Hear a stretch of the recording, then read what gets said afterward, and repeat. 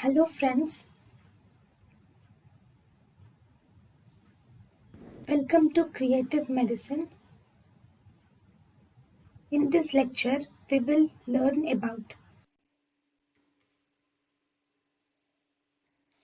Then we have fracture of necessity. Fracture of necessity are those fractures which require surgery.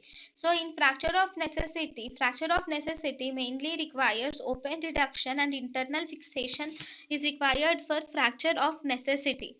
So this fracture of necessity mainly involves an intra-articular fracture mainly to prevent the arthritis. If open reduction and internal fixation is not done for intra-articular fracture, this can result in arthritis in the patient. Second, forearm fractures. The forearm fractures are like Monteggia fracture and the Galeazzi's fracture. So these are most commonly associated with dislocation of radioulnar joint.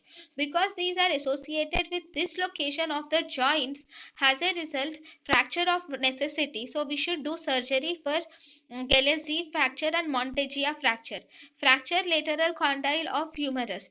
Fracture lateral condyle of humerus, the surgery is mainly done to prevent the non-union, and this fracture lateral condyle of humerus is an intracapsular fracture, that is, it is present inside the capsule and it is lined by the synovial fluid. Now because it is lined by the synovial fluid will inhibit the formation of the callus, and as a result it is a fracture of necessity where surgery should be done. And in fracture lateral condyle of humerus there is increased less blood supply is present, so as a result it requires surgery. So fracture of necessity can be found out by the mnemonic.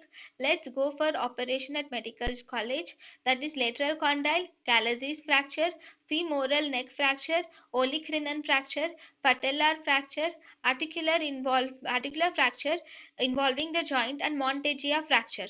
So Monteggia fracture, articular fracture involving the joint, Galeazzi's fracture and lateral condylar fracture, these four are very important among these.